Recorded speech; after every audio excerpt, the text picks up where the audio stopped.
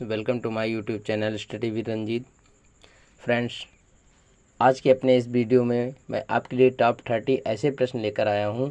यदि उनमें से किसी 5 प्रश्न का उत्तर आप दे देंगे तो मैं मानूंगा कि आप रियल में जीके पढ़ते हैं। तो बच्चों, हम स्टार्ट करते हैं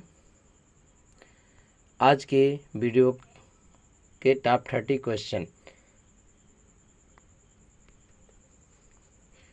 यहाँ पर बच्चों देखते हैं सामान्य ज्ञान 2023 और 24 में पूछे जाने वाले कुछ महत्वपूर्ण क्वेश्चन और उनके आंसर।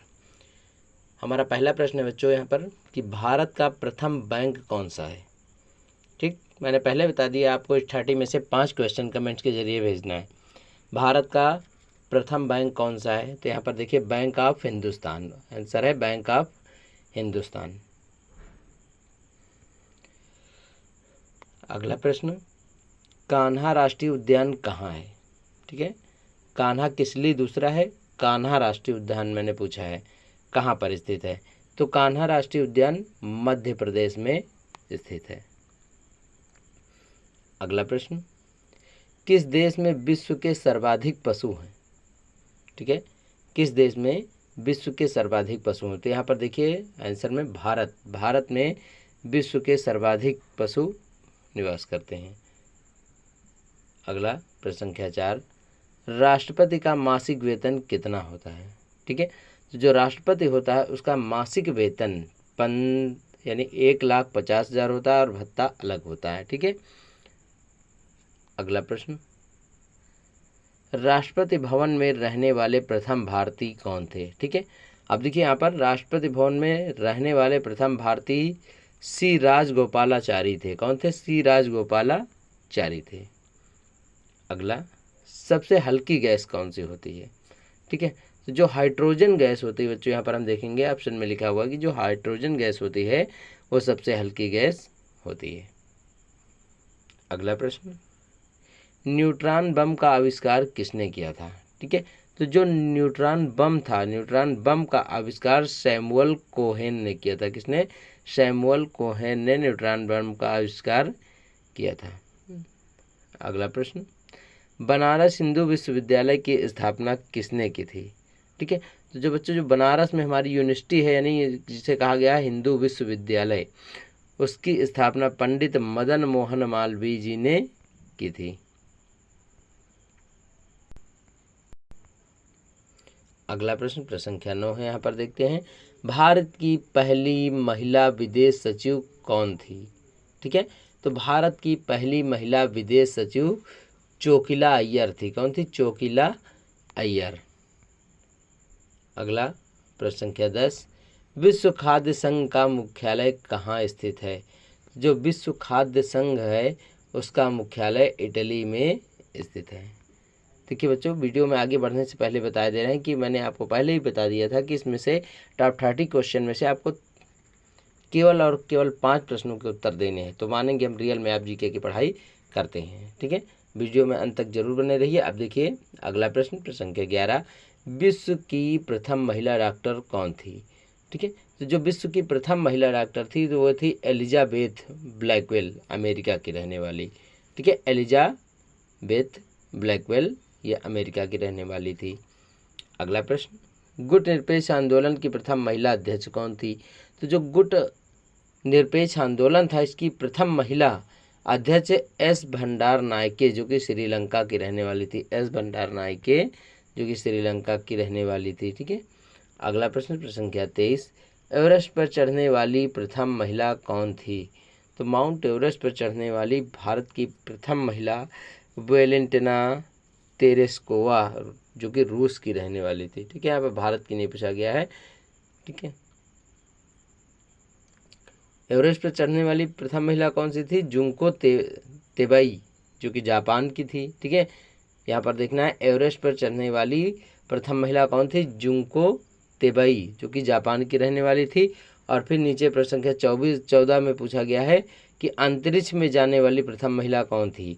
तो जो अंतरिक्ष में जाने वाली प्रथम महिला वेलेंटिना तेरेस्कोवा जो कि रूस की रहने वाली थी। ठीक है, अगला प्रश्न संख्या 25, विश्व की प्रथम सम्मानित महिला कौन सी थी।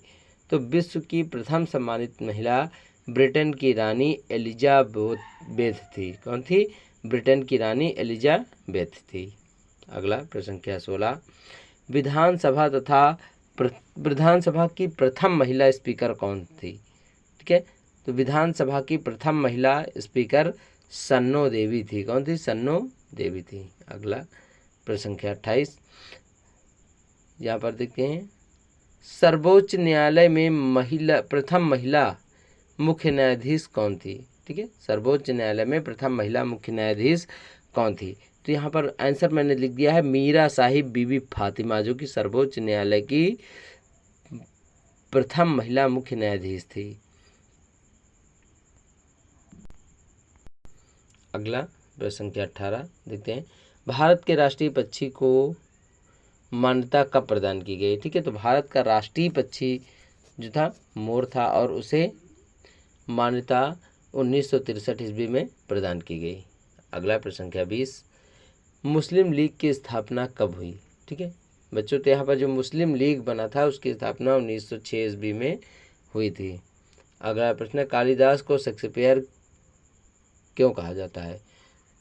ठीक है, यह इस प्रश्न को थोड़ा सा राउंड फिगर में पूछ लिया जाता है कि भारत का शेक्सपियर किसे कहा जाता है? तो जो कालिदास थे, कालिदास को भारत का शेक्सपियर के नाम से जाना जाता था।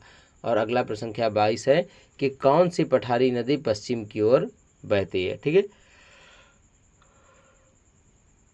कौन सी पठारी नदी पश्चिम की ओर बहती है? तो यहाँ पर जो ताप्ती नदी बच्चों, ठीक है, उसकी धारा पश्चिम की ओर बहती हुई प्रतीत होती है। अगला प्रश्न संख्या 23, भारतीय असंतोष का जनक किसे कहा जाता है? तो जो भारतीय असंतोष का जनक है उसे यानी वो बाल गंगाधर तिलक को ही भारतीय असंतोष का जनक कहा जाता है। अगला, विश्व बैंक का मुख्यालय कहाँ है? ठीक है, तो जो विश्व बैंक है, विश्व बैंक का मुख्यालय वाशिंगटन DC में है। अगला प्रश्न संख्या 25, वर्षा मापक यंत्र को क्या कहा जाता है? तो जो वर्षा होती है, वर्षा कि जल को मापने के लिए हम रेन गेज का प्रयोग करते हैं। ठीक है, इसलिए वर्षा मापक यंत्र को हम रेन गेज भी कहते हैं। अगला, प्लासी की लड़ाई का मैदान कहाँ स्थित है? तो जो प्लासी की लड़ाई हुई थी बच्चों, उस लड़ाई का जो मैदान था वो पश्चिम बंगाल से लिया गया था। ठीक है, तो प्लासी की लड़ाई का मैदान पश्चिम बंगाल में स्थित है।